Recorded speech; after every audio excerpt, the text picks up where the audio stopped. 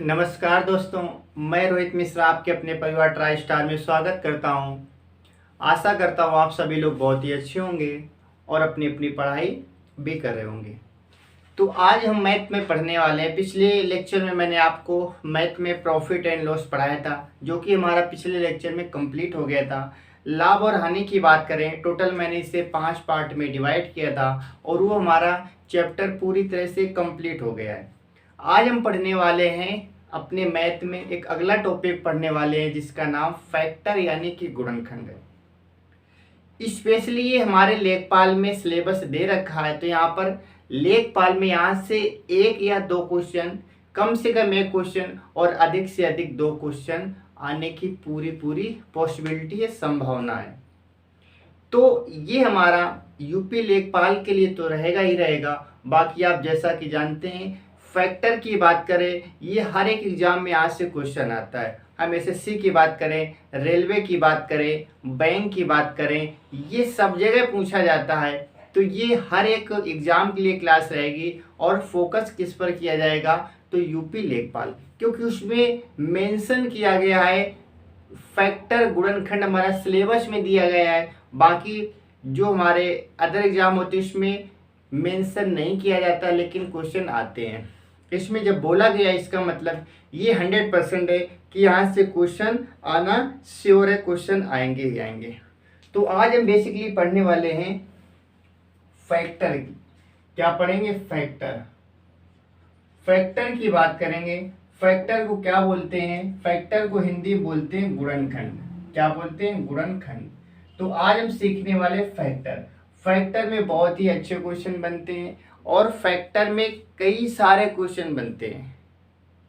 अभाज्य गुणनखंडों की संख्या आपसे पूछ लेगा, सम गुणनखंडों की संख्या, विषम गुणनखंडों की संख्या, सम गुणनखंडों का योग पूछ लेगा, विषम का पूछ लेगा, अभाज्य का पूछ लेगा। यहाँ पर कई सारे क्वेश्चन बनते हैं। कौन कौन से क्वेश्चन बनते हैं? गुणनखंड की बात करेंगे तो पहला क्वेश्चन तो आपसे पूछा जाएगा, गुणनखंडों की संख्या बताइए। गुणनखंडों की संख्या यानी कि टोटल फैक्टर आपको बताने होंगे कि टोटल इसके फैक्टर क्या बनेंगे, पहला क्वेश्चन बनेगा। दूसरा क्वेश्चन क्या बनने वाला है, तो आप कहेंगे दूसरा क्वेश्चन आपसे बनेगा सम गुणनखंड बताइए। सम गुणनखंडों की संख्या, सम गुणनखंडों की संख्या आपसे पूछेगा।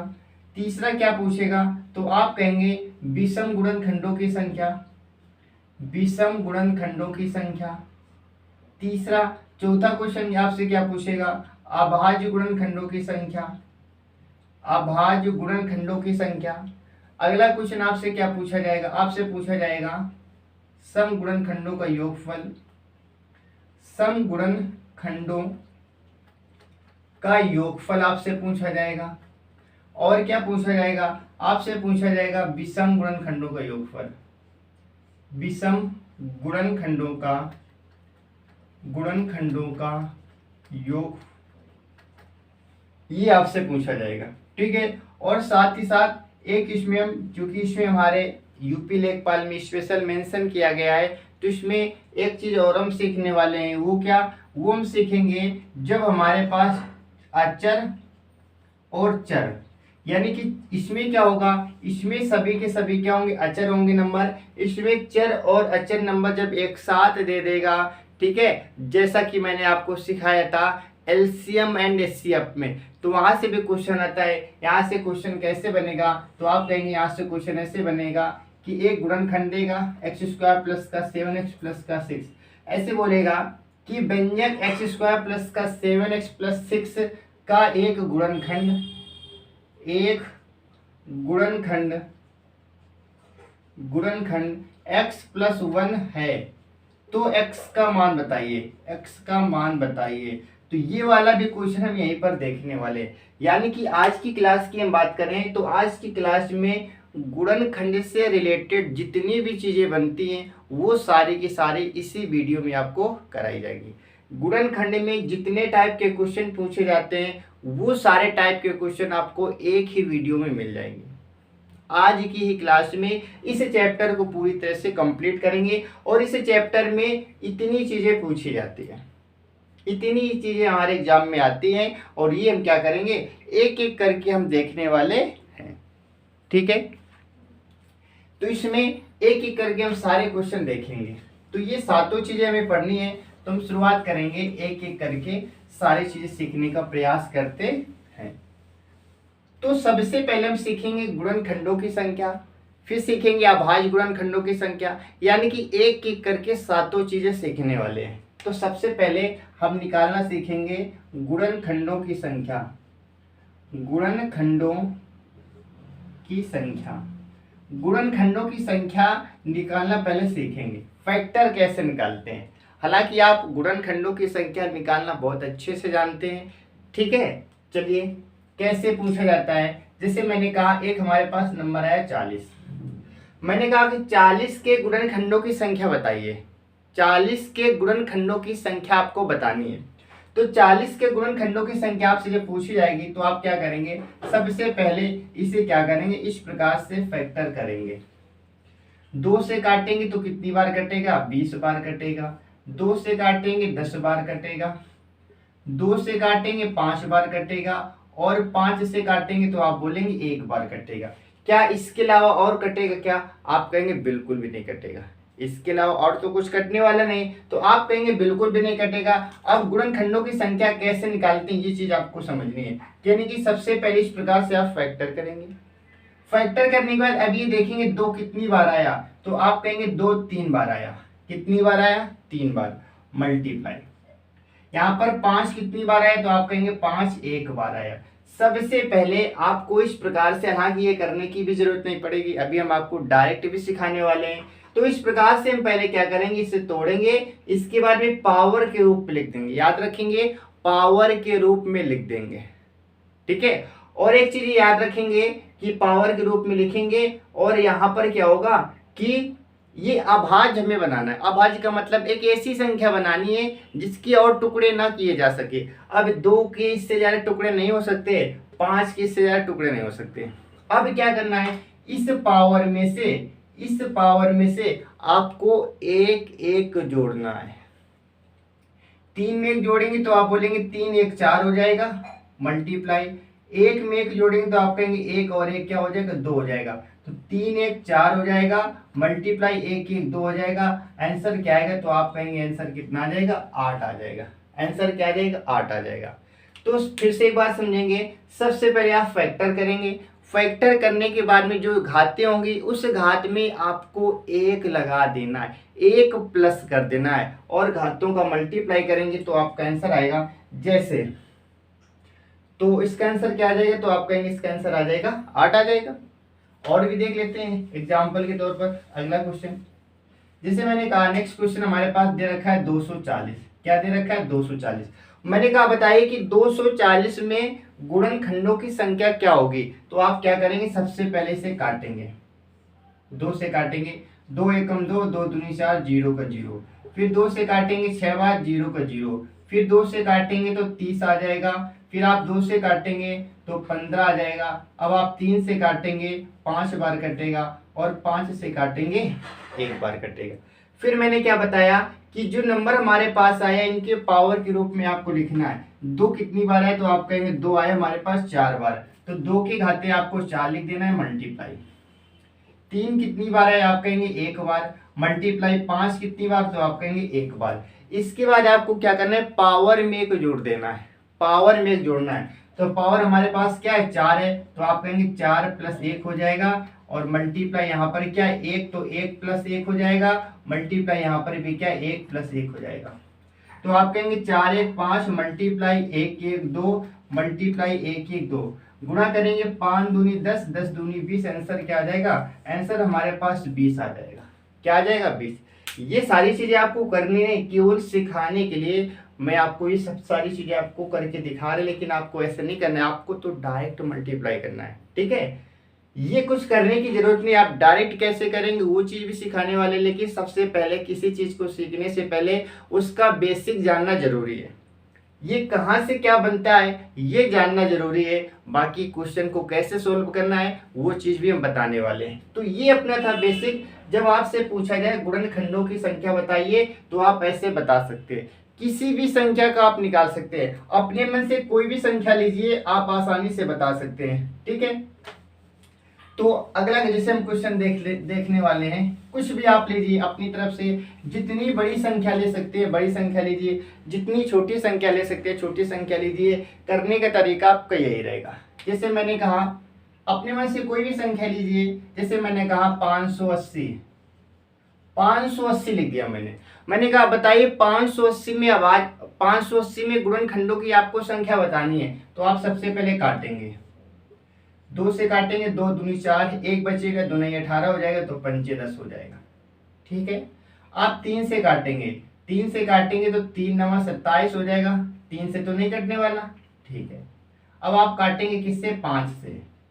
जब आप 5 से काटेंगे तो आएगा 5 25, 4 बचेगा और 45 हो जाएगा, 5 9 45। 59 किसी के पारे में आता है, 59 आता है 59 के पारे में। अब इसके अभाज्य गुणनखंडों की संख्या आप कहेंगे 2 की घात 1 गुणा 5 की घात 1 गुणा 59 की घात भी क्या 1। इसमें 1 जोड़ेंगे तो 2 बनेगा, इसमें 1 जोड़ेंगे 2 बनेगा, इसमें 1 जोड़ेंगे 2 बनेगा। इन सब का मल्टीप्लाई कराइए तो कितना आएगा, 2 दूनी 4 दूनी 8। आप कहेंगे इसका आंसर क्या आ जाएगा, 8 हो जाएगा। ये भी आपको लिखने की जरूरत नहीं, आपने देखा यहाँ पर 2 एक बार है, इसका मतलब एक घात जोड़ देंगे, यहाँ पर भी एक घात जोड़ेंगे और यहाँ पर भी एक घात जोड़ेंगे, सबका आपस में मल्टीप्लाई करेंगे, आंसर क्या आ जाएगा, 8 आ जाएगा। आंसर क्या आएगा, 8। तो अब जब आपसे गुणनखंडों की संख्या पूछी जाए तो आपको सबसे पहले इससे गुणनखंड करना है, इसके बाद में पावर में याद रखेंगे घात में +1 कर देना है, घात में क्या करना है, +1 करना है। तो ये पहला अपना कंसेप्ट था कि गुणनखंडों की संख्या कैसे निकालेंगे। ठीक है, तो ये चीज आपको समझ आ गई होगी। अब आप गुणनखंडों की संख्या आसानी से निकाल सकते हैं। अब हम सीखने वाले हैं अभाज्य गुणनखंडों की संख्या। अभाज्य गुणनखंडों की संख्या, अभाज्य गुणनखंडों की संख्या, खंडों की संख्या, अभाज्य गुणनखंडों की संख्या। तो अभी मैंने आपको सिखाया गुणनखंडों की संख्या, वो चीज आपको समझ आ गई होगी। अब हम सीखने वाले हैं अभाज्य गुणनखंडों की संख्या। तो सबसे पहले आप बताइए अभाज्य क्या होता है, अभाज्य किसे कहते हैं। अभाज्य का मतलब होता है ऐसी संख्या जिसमें किसी और का पहाड़ा यानी किसी और का भाग नहीं जाता है। एक ऐसी संख्या जिसमें किसी और संख्या का भाग नहीं जाता है, हम यूं कह सकते हैं एक ऐसी संख्या जिसमें स्वयं का भाग जाए और एक का भाग जाए, जिसमें स्वयं का भाग चला जाए और एक का भाग चला जाए, वो अभाज्य संख्या होती है। या फिर आप ऐसे भी कह सकते हैं ऐसी संख्या जिसके मात्र 2 ही गुणनखंड होते हैं, एक ऐसी संख्या जिसके मात्र 2 फैक्टर होते हैं, वही अभाज्य संख्या होती है। 2 फैक्टर कौन कौन से, एक स्वयं से विभाजित हो जाएगी और एक से हो जाएगी, इसके अलावा किसी से भी नहीं होगी, वही होती है हमारी अभाज्य संख्या। क्या होती है, अभाज्य संख्या होती है। अब इस पर भी हम क्वेश्चन देख लेते हैं। जैसे हमारे पास लिखा हुआ है, ठीक है, वही सवाल देख लेते हैं। जैसे मैंने लिख दिया 400, क्या लिख दिया यहाँ पर, 400 लिख दिया। मैंने कहा 400 में आपको बताना है, या फिर आप ऐसे समझ लेंगे दूसरी संख्या मैंने लिखी 240, 240 अभी देखा था ना, 240 को फिर से मैंने लिखा। मैंने कहा 240 में आपको बताना है अभाज्य गुणनखंडों की संख्या। अभाज्य गुणनखंडों की संख्या बतानी है, आप क्या करेंगे, पहले 2 से काटेंगे, 2 एकम 2 दूनी 4, 0 का 0 करेंगे। फिर 2 से काटेंगे आप 6 बार कटेंगे, 0 का 0 करेंगे।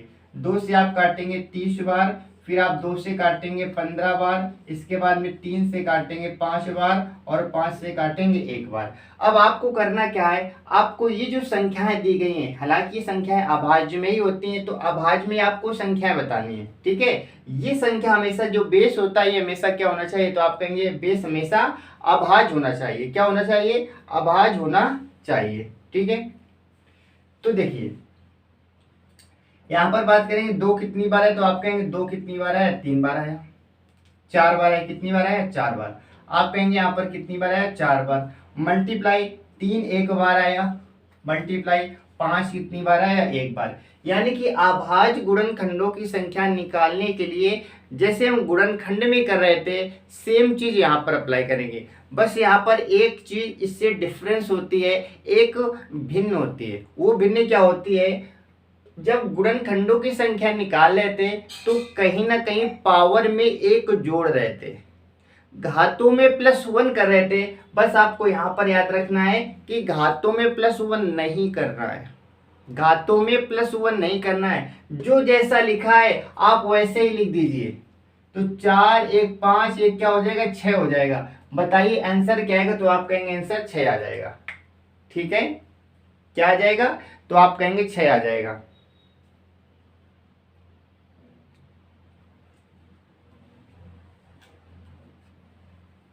क्या आ जाएगा, हमारे पास इतना आ जाएगा, 6 आ जाएगा। कैसे, फिर एक बार समझो।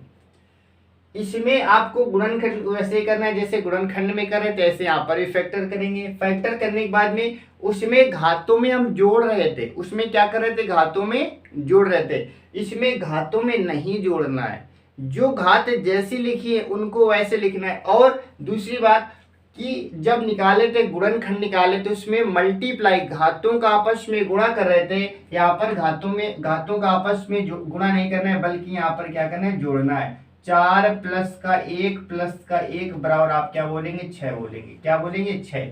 यानी कि गुणनखंड में घातों का आपस में गुणा किया जा रहा था, और जब अभाज्य गुणनखंड की बात करेंगे तो यहाँ पर घातों को आपस में जोड़ेंगे। क्या करेंगे, जोड़ेंगे। और एक क्वेश्चन समझते हैं जिससे आपकी चीजें क्लियर हो जाएंगी। जैसे नेक्स्ट क्वेश्चन हमारे पास दे रखा है क्या, 13 की घाते 2, 13 की घाते 2 गुणा 5 की 7 की घात 5 और मल्टीप्लाई 3 की घात में 8 लिखा है। और आपसे पूछा गया है अभाज्य गुणनखंडों की संख्या बताइए। क्या बताना है आपको, अभाज्य गुणनखंडों की संख्या बतानी है। तो बताइए अभाज्य गुणनखंडों की संख्या बतानी, तो आपको अभाज्य गुणनखंड में क्या करना है, पावर में एक तो +1 नहीं करना, पहली बात।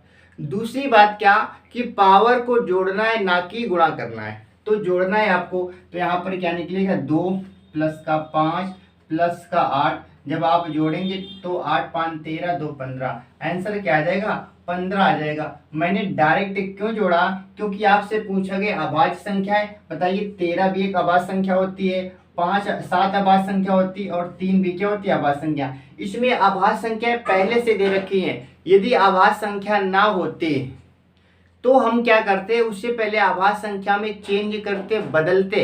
ऐसे क्वेश्चन अभी देखने वाले कैसे बदलेंगे। क्या ये चीज आपको समझ आ गई, क्या ये चीज आपको समझ आ गई होगी। तो इसमें आंसर क्या आ जाएगा, तो आप कहेंगे इसका आंसर हमारे पास आ जाएगा 15 आ जाएगा। ठीक है, इसका आंसर क्या आ जाएगा, इसका आंसर हमारे पास 15 आ जाएगा।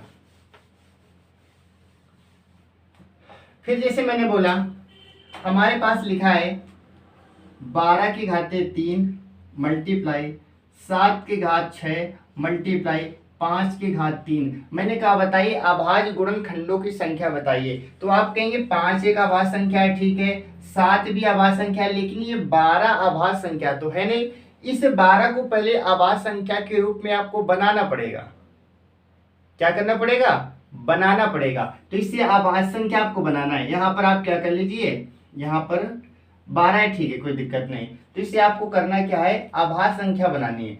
तो 12 की जब आप अभाज्य संख्या बनाएंगे तो कैसे बनाएंगे, आप ऐसे बनाएंगे कि 12 को आप तोड़ेंगे 4 गुणा 3 में, किस में जोड़ेंगे, 4 गुणा 3 में। लेकिन यहाँ पर देखेंगे 4 अभाज्य संख्या नहीं होती है, तो आपको 4 को भी तोड़ना पड़ेगा, किसमें, 2 गुणा 2 में तोड़ना पड़ेगा, किसमें, 2 गुणा 2। यानी कि आप 12 को क्या लिख सकते हैं, 2 गुणा 2 गुणा 3, या फिर आप कह सकते हैं 2 के घाते 2 गुणा 3। बताइए क्या ये आप लिख सकते हैं क्या, आप कहेंगे बिल्कुल। इस 12 को हम क्या लिखेंगे, 2 के घाते 2 गुणा 3 लिखा है, और पूरे के घाते 3 है, गुणा 7 के घाते 6 गुणा 5 के घात 3।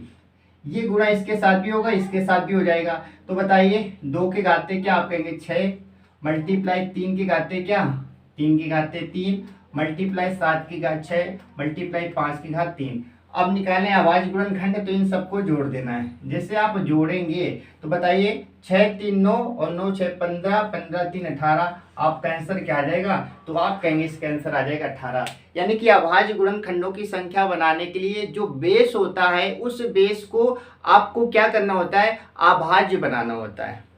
जो हमारा बेस होता है उस बेस को क्या करना होता है? अभाज्य बनाना होता है। और बेस यदि अभाज्य है, जैसे इसके पहले सवाल दिया था, तो कोई बात नहीं, अभाज्य है तो हम क्या करेंगे? डायरेक्ट घातों को जोड़ देंगे। लेकिन अगर हमारा बेस अभाज्य नहीं होगा तो उस बेस को आपको अभाज्य करना पड़ेगा। जैसे इस सवाल में मैंने जानबूझकर इसे अभाज्य नहीं बनाया था, तो इसलिए हमें इतना सब कुछ करना पड़ा। ठीक है, इतनी सारी चीजें हमें इसमें करनी पड़ी। चलिए, तो आपको अभाज्य गुणनखंड निकालने आ गए होंगे, ऐसी आशा है आपसे। ठीक है, अब आसानी से आप क्या कर सकते हैं? अभाज्य गुणनखंड निकाल सकते हैं। ठीक है, चलिए इसके बाद देखेंगे अभाज्य गुणनखंड। आपको समझ आ गया गुणनखंडों की संख्या कैसे निकालनी है, मैंने आपको सिखा दी। अभाज्य गुणनखंड कैसे निकालना है ये भी हम आसानी से सीख गए। ठीक है, अब देखेंगे हम अगला क्वेश्चन हमारे पास। ठीक है,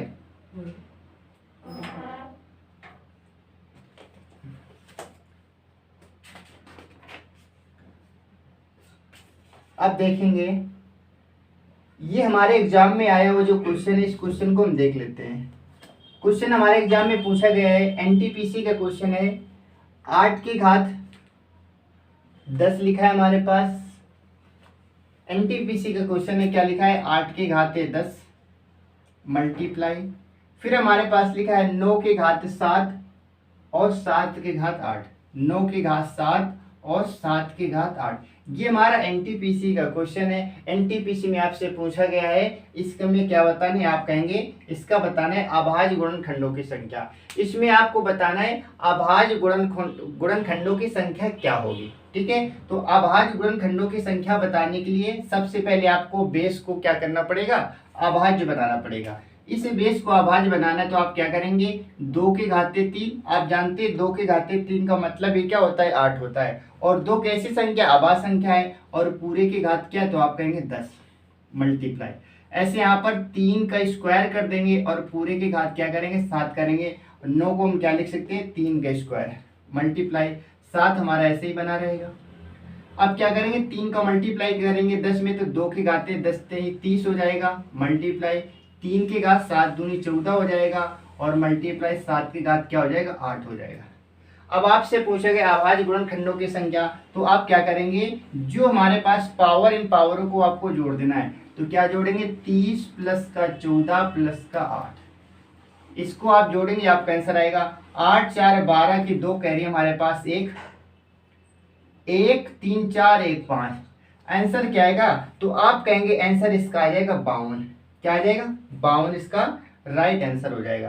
क्या ये चीज आपको समझ आ गई? अभाज्य गुणनखंड आप आसानी से निकाल सकते हैं। अभाज्य गुणनखंड दे रखा होगा तो अच्छी बात है, डायरेक्ट हम क्या करेंगे? घातों को जोड़ देंगे। यदि नहीं दे रखा है तो आप क्या करेंगे? आप उसे बनाने का प्रयास करेंगे। जैसे इसमें नहीं दे रखा था तो मैंने इसे बनाया।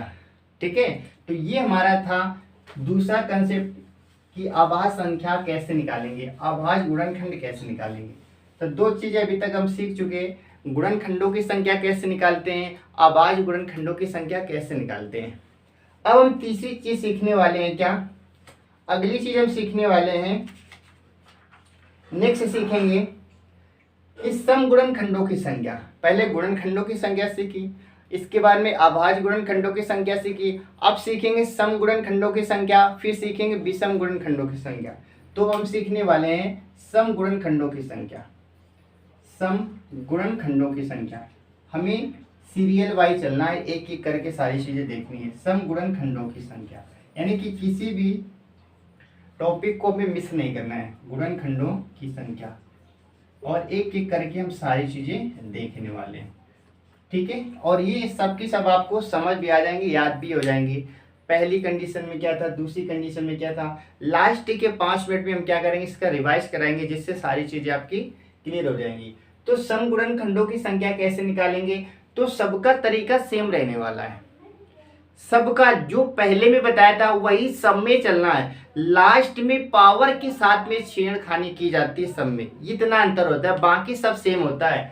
सम गुणनखंडों की संख्या की बात करें कैसे निकालेंगे, तो एक क्वेश्चन के माध्यम से समझने का प्रयास करते हैं। जैसे हमारे पास क्वेश्चन क्या लिखा है, क्वेश्चन हमारे पास लिखा है 2 की घात 2, 2 की घात 2, मल्टीप्लाई हमारे पास क्या लिखा है 3 की घात 1, मल्टीप्लाई हमारे पास क्या लिखा है, तो आप कहेंगे 5 की घातें 2। ठीक है, ये हमारे पास लिखा है। आपसे पूछा गया है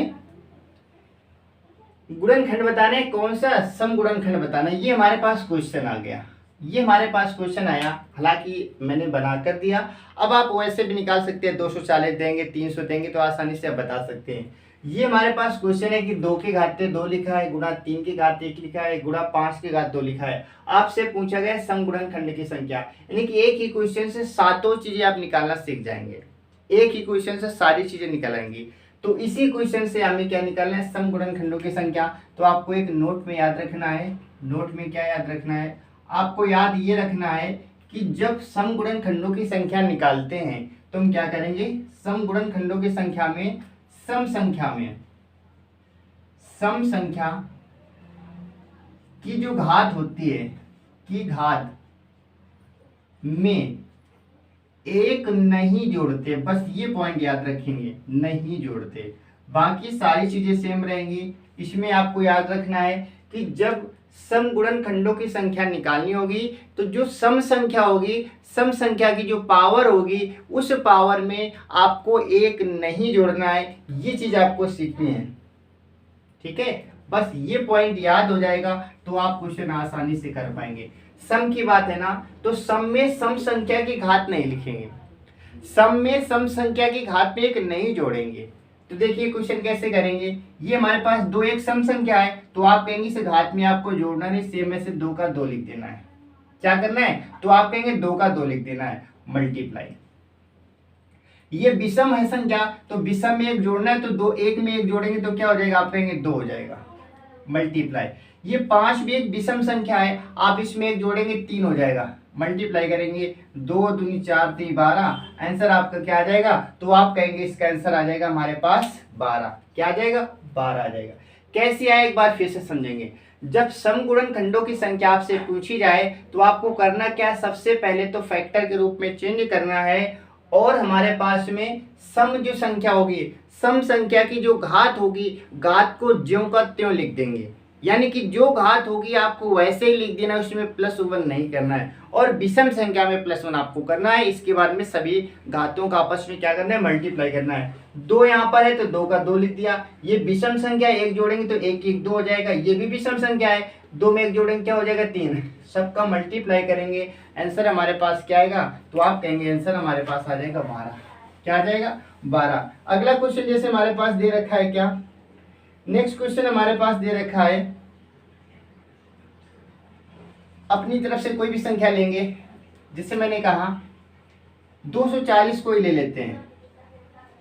240 मैंने लिया, मैंने कहा 240 में सम गुणनखंडों की संख्या आपको बताना है, तो आप क्या करेंगे, 240 को पहले से काटेंगे,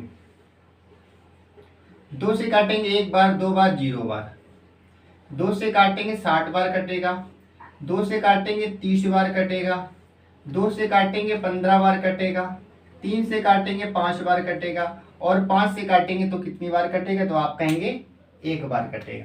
अब आपसे पूछा गया है सम गुणनखंडों की संख्या, तो आपको करना क्या है, आपको करना ये है कि पहले देखिए 2 कितनी बार आया, तो आप कहेंगे 2 आया 4 बार, ठीक है, मल्टीप्लाई। 3 कितनी बार, तो आप कहेंगे 1 बार, और 5 कितनी बार, तो आप कहेंगे 1 बार। सम गुणनखंडों की संख्या में सम वाली संख्या में एक नहीं जोड़ते हैं, तो ये सम संख्या तो इसमें नहीं जोड़ेंगे, 4 का 4 लिखेंगे, मल्टीप्लाई। इसमें हमारे पास विषम है, ये भी विषम है, 1 1 जोड़ेंगे तो 1 1 2 हो जाएगा, मल्टीप्लाई 1 1 2 हो जाएगा, तो 4 दूनी 8 8 दूनी 16, तो इसका आंसर क्या आ जाएगा, आप कहेंगे इसका आंसर आ जाएगा हमारे पास 16 आ जाएगा, 16 इज द राइट आंसर। इसका आंसर क्या हो जाएगा, 16 हमारा इसका सही आंसर हो जाएगा। ठीक है, क्या ये चीज आपको समझ आ गई, आप इसे आसानी से ऐसे कर सकते हैं। ठीक है, तो इसका आंसर क्या होगा, इसका आंसर 16 हो जाएगा। ठीक है, तो ये हमारा था सम गुणनखंडों की संख्या कैसे निकालते हैं। अब हम सीखने वाले हैं विषम गुणनखंडों की संख्या। विषम गुणनखंडों की संख्या, ये बात रही सम की। अब हम सीखने वाले हैं विषम गुणनखंडों की संख्या।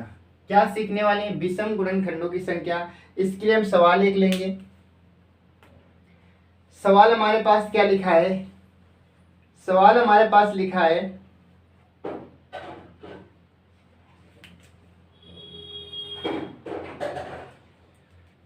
विषम गुणनखंडों की संख्या। ठीक है, चलिए सवाल देखेंगे इसके लिए।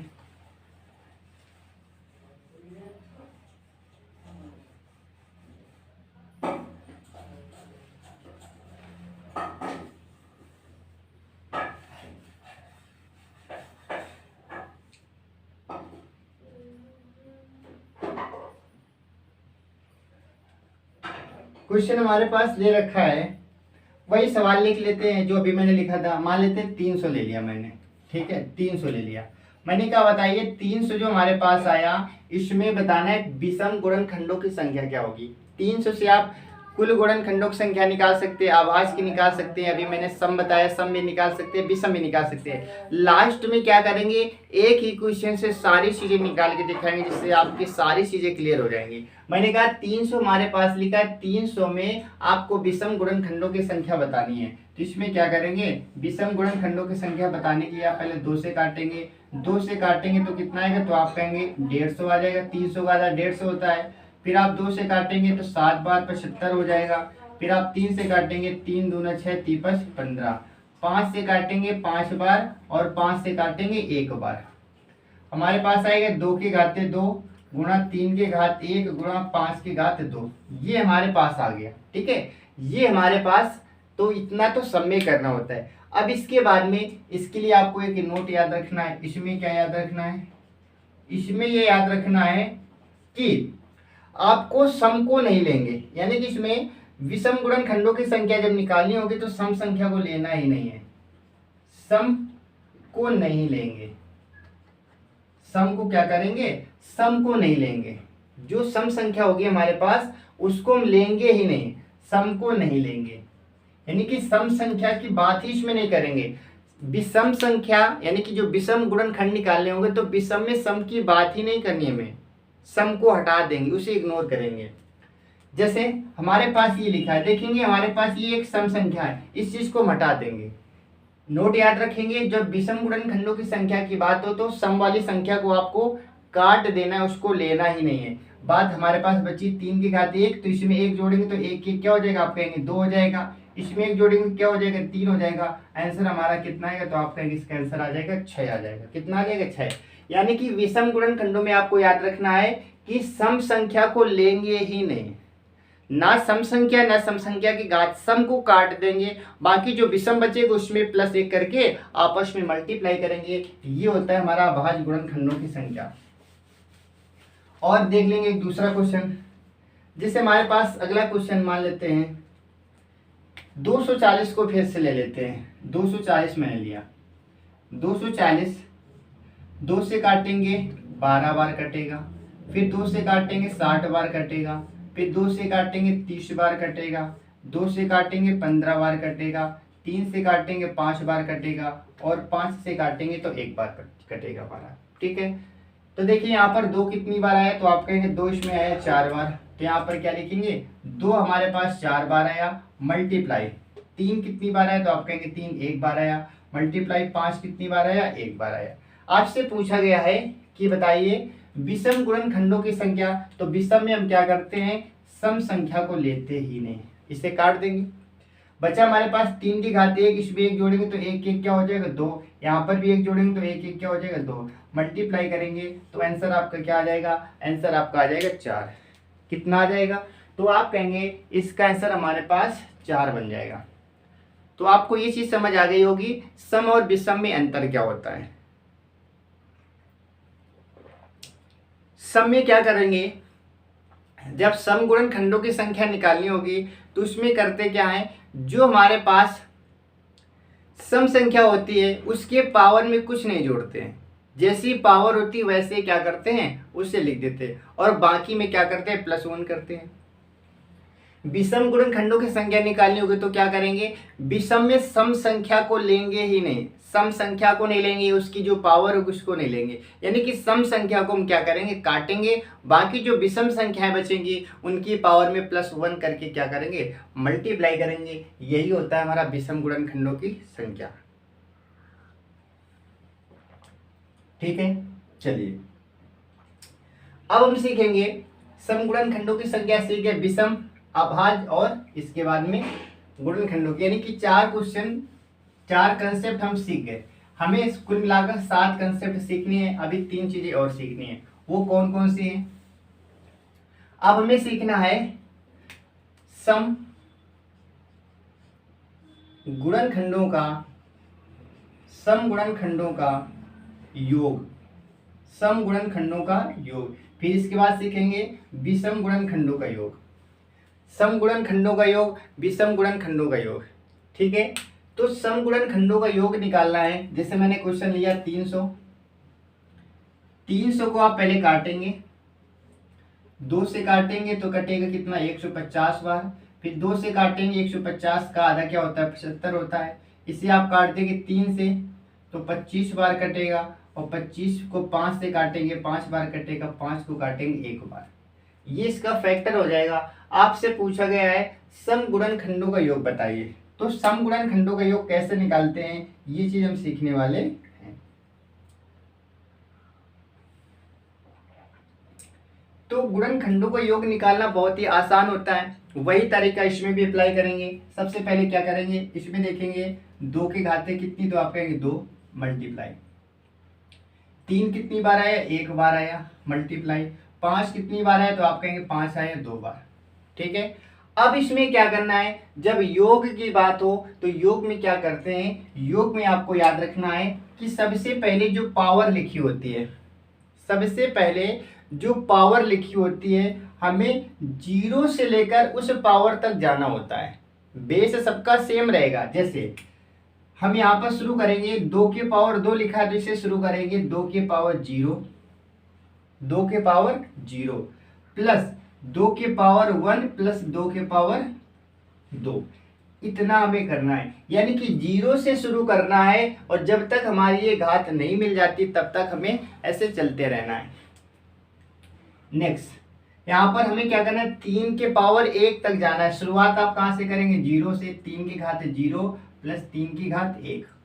इसके बाद में नेक्स्ट हमारे पास क्या है, 5 की पावर 0 प्लस 5 की पावर 1 प्लस 5 की पावर 2। ये चीज इसमें आपको करना है। जब योग की बात हो तो योग में कुछ इस प्रकार से हम चलते हैं। ठीक है, तो समगुणनखंडों का योग निकालना है तो आप सबसे पहले तो फैक्टर करेंगे, इसके बाद में 0 से शुरू करेंगे और कहाँ तक जाएंगे, जो हमारी संख्या दे रखी होती है, जो हमारी संख्या दे रखी होती है, इतना करते हैं। ठीक है, इतनी चीज समझ आ गई। ठीक है, इस सवाल को हम क्या करते हैं, पहले यहाँ पर इरेज करते हैं, तीनों सवाल एक साथ सीख लेते हैं। गुणनखंडों का योग आपसे डायरेक्ट पूछा जाए कि बताइए सभी गुणनखंडों का योग, सभी गुणनखंडों का योग, इसी क्वेश्चन से हम तीनों चीज सीखेंगे। सभी गुणनखंडों का योग आपसे पूछा जाए, सभी गुणनखंडों का योग, 3 क्वेश्चन पूछेगा। सभी गुणनखंडों का योग, सम गुणनखंडों का योग और विषम गुणनखंडों का योग, तीनों एक ही सवाल से सीखेंगे। तो इसमें सबसे पहले हम निकालेंगे सम गुणनखंडों का योग निकालना है तो आपको कुछ इस प्रकार से करना है। ठीक है, यानी कि 0 से शुरू करेंगे और जहां तक पावर दे रखी है वहां तक चलने वाले हैं।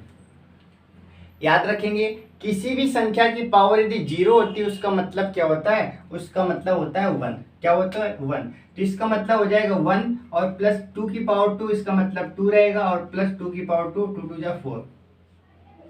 यहाँ पर देखेंगे, यहाँ पर 1 प्लस का 3, ऐसे यहाँ पर आप कहेंगे 1 प्लस का 5 प्लस का 5, 5 जा क्या 25 हो जाएगा।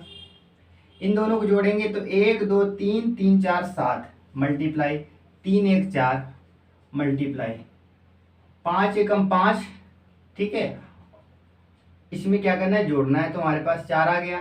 5 1 6 और 6 और 25 क्या होगा, आप कहेंगे 31 हो जाएगा। इन सब का आप मल्टीप्लाई करेंगे तो आंसर आ जाएगा 7 चौको 28। आप बोलेंगे 28 और 31 का मल्टीप्लाई करेंगे, हमारा आंसर आएगा। तो देखिए 8 एकम 8 और 8 त्रिका 24, 2 2 एकम 2, 24 2 26, कैरी हमारे पास 2, 3 दूनी 6 2 8। आंसर क्या आ जाएगा? आंसर हमारे पास आ जाएगा 868 आ जाएगा। क्या आ जाएगा? 868। जब सभी गुणनखंडों का योग पूछा जाए तो आपको फैक्टर करना है और 0 से शुरू करना है और जिस पावर तक लिखा है आपको वहां तक ले जाना है। ठीक है, ये तो बना हमारा पहला क्वेश्चन। जब आपसे इसमें पूछा गया सभी गुणनखंडों की संख्या, हमारे पास आंसर क्या आएगा? आप कहेंगे 868 आ जाएगा। ठीक है, अगला क्वेश्चन। इसी क्वेश्चन में मैंने कहा अब बात करेंगे, हम सम की बात करेंगे। इसी में कहा सम गुणनखंडों की संख्या बताइए।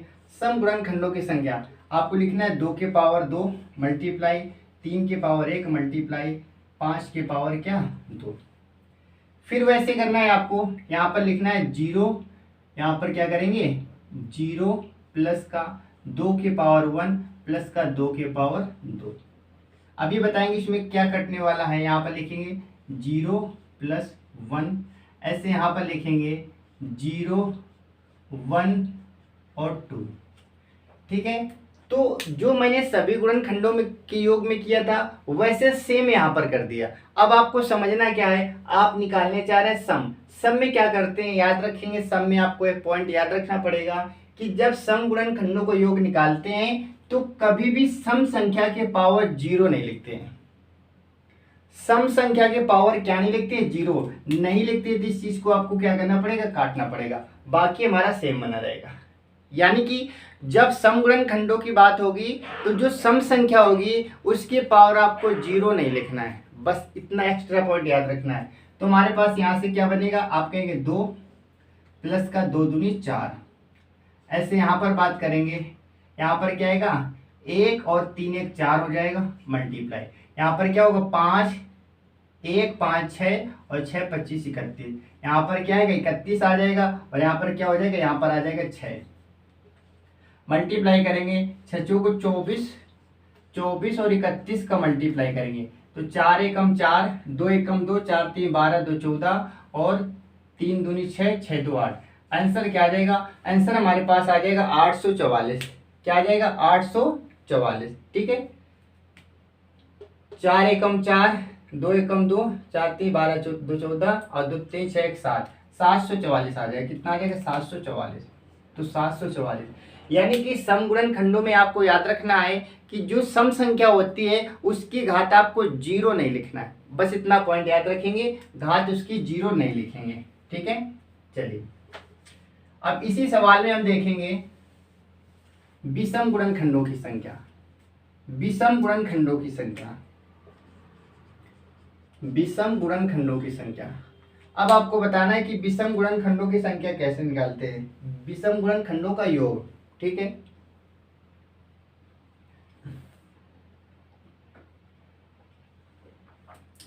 तो इसमें आपको याद रखना है जब विषम गुणनखंडों का योग निकालेंगे तो आपको याद रखना है उसमें सम संख्या को नहीं लेंगे।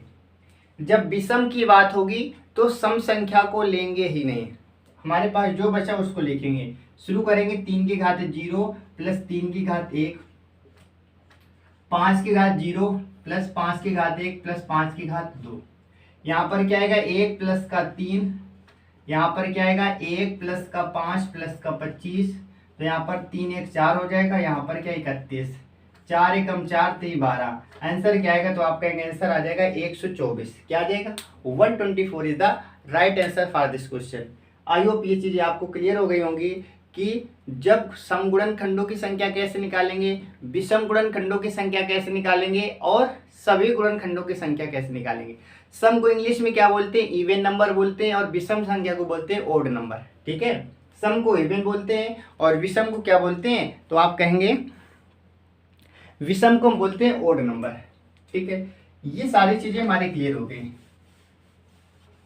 अब हमारे पास एक टाइप का क्वेश्चन और बचता है, वो क्वेश्चन भी हम देख लेंगे तो हमारे सारे क्वेश्चन कंप्लीट हो जाएंगे। इसके बाद में हम कुछ एक साथ क्वेश्चन करने का प्रयास करेंगे। हालांकि जो अब टाइप बताने जा रहे हैं इस टाइप को मैंने लासा और मासा यानी एलसीएम और एचसीएफ में मैंने आपको सिखा रखा है। एक बार फिर से हम क्या करेंगे उसी टाइप को एक बार पढ़ने वाले, क्योंकि चैप्टर पढ़ रहे फैक्टर गुणनखंड, तो जितने भी प्रकार के गुणनखंड होते हैं उनको एक जगह संकलित करके जरूर पढ़ेंगे। तो बात करेंगे इसमें क्वेश्चन कैसे आता है। इसमें क्वेश्चन इस प्रकार से बनता है, आपको एक व्यंजक दिया जाएगा, एक व्यंजक दे रखा होगा, कुछ भी यहाँ पर दे सकता है।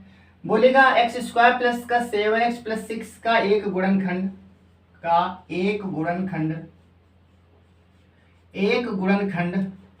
x माइनस 1 है, तो x का मान बताइए।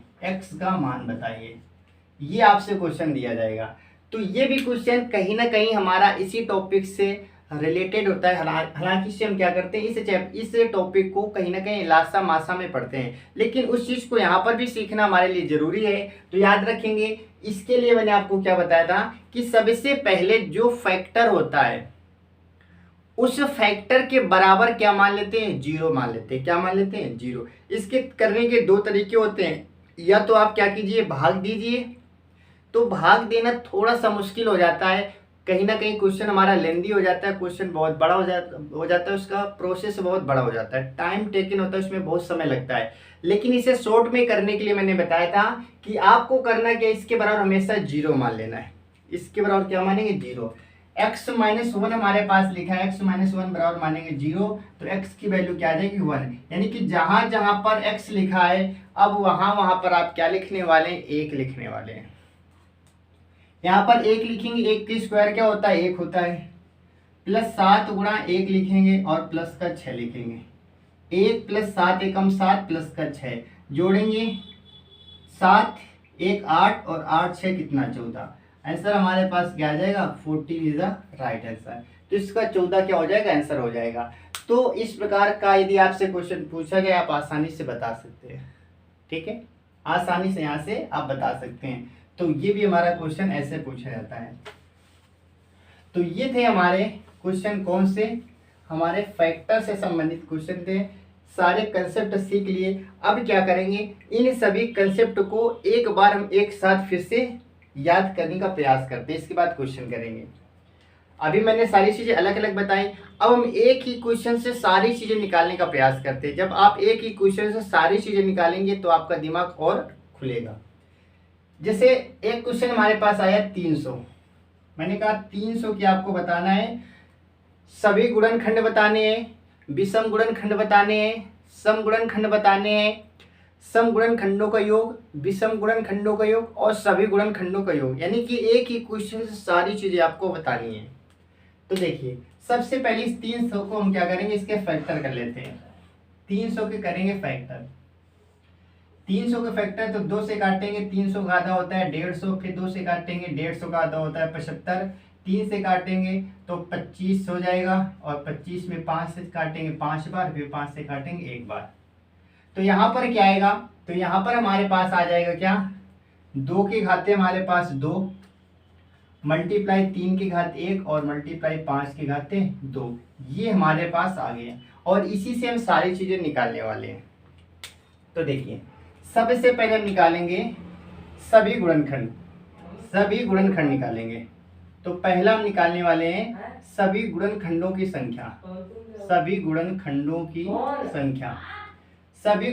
की संख्या हम इसमें निकालने वाले हैं। तो सभी गुणनखंडों की संख्या निकालने के लिए मैंने क्या बताया था कि सबसे पहले जब सभी गुणनखंडों की संख्या आपसे पूछी जाए तो आप क्या करेंगे, पावर में से 1 जोड़ करके मल्टीप्लाई करेंगे। पावर में से आप क्या करेंगे, तो आप कहेंगे पावर में से 1 जोड़कर आप क्या करेंगे, मल्टीप्लाई कर देंगे। ठीक है, तो बताइए क्या ये पहला कर पाओगे। दूसरा क्वेश्चन, दूसरा आपको बताना है सभी के बाद में सम गुणनखंडों की संख्या, सम के बाद में विषम गुणनखंडों की संख्या, विषम के बाद में सभी गुणनखंडों का योग, सभी गुणनखंडों का योग बताना है। इसके बाद में सम गुणनखंडों का आपको योग बताना है, फिर आपको बताना है विषम गुणनखंडों का योग। ठीक है, विषम गुणनखंडों का योग, यानी कि इसी क्वेश्चन से आपको सारी चीजें बतानी है। ठीक है, इस क्वेश्चन से आपको सारी चीजें बतानी है। तो देखिए, सभी गुणनखंड में बताया था कि जो हमारे पास पावर होती है, पावर में आपको 1 जोड़कर सिंपली सबका मल्टीप्लाई कर देना है। हमारे पास क्या लिखा है, तो आप कहेंगे 2, 2 में 1 जोड़ेंगे 3 आ जाएगा, यहाँ पर 1 जोड़ेंगे 2 आ जाएगा, और यहाँ पर 1 जोड़ेंगे क्या आ जाएगा 3 आ जाएगा। सबका मल्टीप्लाई करेंगे, 3 दूनी 6 छत्रिक 18। तो पहले का आंसर क्या आएगा, पहले का आंसर आ जाएगा 18। पहले का आंसर क्या आएगा 18। यानी सभी गुणनखंडों की संख्या पूछी जाए तो आपको क्या करना है, पावर में से 1 जोड़कर आपस में मल्टीप्लाई करना। ये क्या कहलाता है, सभी गुणनखंडों की संख्या निकालना। ठीक है, इसके बाद में समगुणनखंडों की संख्या निकालनी है। तो समगुणनखंडों की संख्या निकालने के लिए मैंने क्या बताया था, तो आप कहेंगे समगुणनखंडों की संख्या आप आसानी से बता सकते हैं। इसी में देखेंगे समगुणनखंडों की संख्या में क्या बताया था कि समगुणनखंडों की संख्या में आपको करना क्या है, जो सम संख्या होगी उसके पावर नहीं लिखनी है, बाकी के पावर लिखनी होती है। तो इसे ऐसे लिख देंगे, 2 का 2 लिखेंगे, इसमें 1 जोड़ेंगे 2 आ जाएगा, इसमें 1 जोड़ेंगे तो क्या आ जाएगा, तो आप कहेंगे 3 आ जाएगा। तो 2 दूनी 4 3 12, इसका आंसर क्या आ जाएगा, इसका आंसर आ जाएगा 12। इसका आंसर क्या आएगा 12। यानी कि समगुणनखंडों की संख्या में जो सम संख्या होती है इसकी पावर +1 नहीं करते हैं और बाकी में +1 करते हैं। विषम गुणनखंडों की संख्या में मैंने बताया था कि विषम गुणनखंडों की संख्या में सम संख्या को ही नहीं लेते हैं। विषम में क्या बताया था कि सम संख्या को लेंगे ही नहीं। तो जब सम संख्या को आप नहीं लेंगे, इसे काट देंगे तो हमारे पास क्या बचेगा, 3 की घातें हमारे पास 1 है, तो यहाँ पर 1 घात जोड़ देंगे 2, यहाँ पर जोड़ेंगे तो 3, मल्टीप्लाई करेंगे 2 3 6। इसका आंसर क्या आ जाएगा, इसका आंसर हमारे पास 6 आ जाएगा। अब सभी गुणनखंडों का योग निकालना है। तो योग निकालने के लिए मैंने बताया था कि 0 से शुरू करते हैं और जहां तक पावर होती है वहां तक लिखते हैं। तो 2 की घातें 2 लिखी है, तो शुरू करेंगे 2 की घात 0, 2 की घात 1, 2 की घात 2, फिर यहाँ पर 3 की घात 0, 3 की घात 1, फिर यहाँ पर लिखेंगे 5 की घात 0, 5 की घात 1 प्लस 5 की घात 2। यहाँ पर देखेंगे इसका मतलब 1 होता है और इसका मतलब क्या हो जाएगा 2। तो 1 2 3 और 2 दूनी 4, तो यहाँ पर कितना निकलेगा 7 निकल आएगा। मल्टीप्लाई, इसका मान 1 होता है और 3 1 4, मल्टीप्लाई 5 का मतलब 5 की घात 0 का मतलब 1, और ये 5 6 और 25 31 हो जाएगा। क्या हो जाएगा 31। 7 चौको 28 और 31, मल्टीप्लाई आप करेंगे तो क्या आ जाएगा 28 और 31 का मल्टीप्लाई करेंगे। 8 एकम 8 कर देंगे, 2 एकम 2, 8 त्रिका 24, 2 26, कैरी हमारे पास क्या 2, और इसके बाद में 2 3 6, 6 2 8, 800 क्या हो जाएगा 68। तो इसका आंसर क्या आ जाएगा, इसका आंसर आ जाएगा 868 आ जाएगा।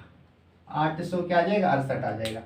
इसके बाद में अब आपको निकालना है समगुणनखंडों की संख्या। तो समगुणनखंडों की संख्या बताया था कि सम की घात 0 नहीं लिखते, बाकी सब कुछ लिखते हैं। इसका मतलब इसमें हमें इस 2 को काट देना है, इस वाली संख्या को काट देना है, बाकी को काउंट करना है। जब बाकी को काउंट करेंगे तो बताइए यहाँ से 4 तो बना रहेगा, ये 31 बना रहेगा, यहाँ पर थोड़ा बदलाव आएगा 2, और यहाँ पर 2 3 4, तो यहाँ पर 7 की जगह क्या हो जाए, तो आप कहेंगे 7 की जगह 6 हो जाएगा। तो 6 को 24 और 31 को मल्टीप्लाई करेंगे, 24 31, 4 एकम 4, 1 दूनी 2, 3 चौको 12, 12 2 14, कैरी हमारे पास 1, 2 3 6 1 7। आंसर कितना आएगा